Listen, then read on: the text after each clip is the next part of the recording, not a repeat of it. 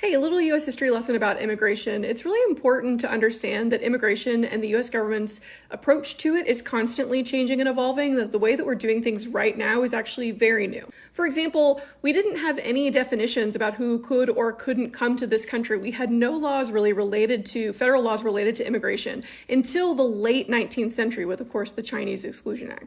But even after that, besides excluding people from China, we didn't really have a very formal process for getting a visa and being here legally and getting your right documents and that sort of thing until really 1924 with the Immigration Act that established, one, the Border Patrol. This is the first time ever that we have a separate force that is specifically for policing immigrants, but also we start to develop this visa process. Really, up until this point, if you were able to enter the country, if they let you through at Ellis Island or wherever else, then you were here legally. So all these people that go back at least more than, let's say, 3 or 4 generations that are like, my family came here legally. Well, yeah, they just showed up and they were white or looked white or seemed white enough.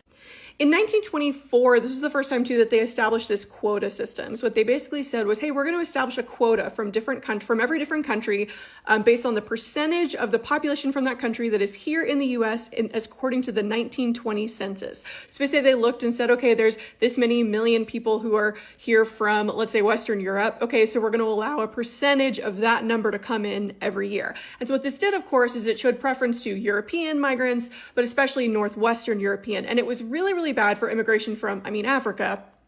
Forget about it, but especially from Asia, where we'd started to see increasing immigration, especially from Japan.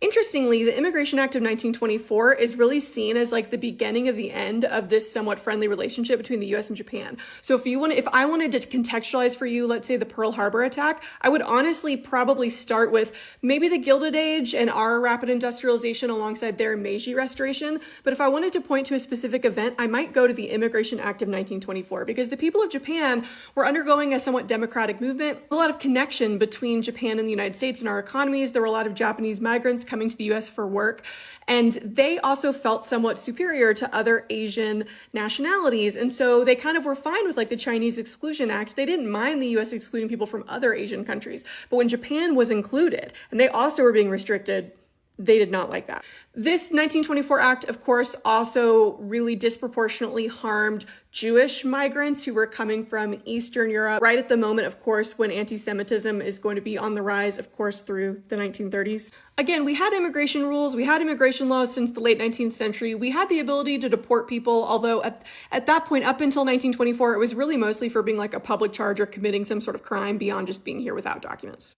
So our current system roughly is only about 100 years old, and it was founded distinctly on racism.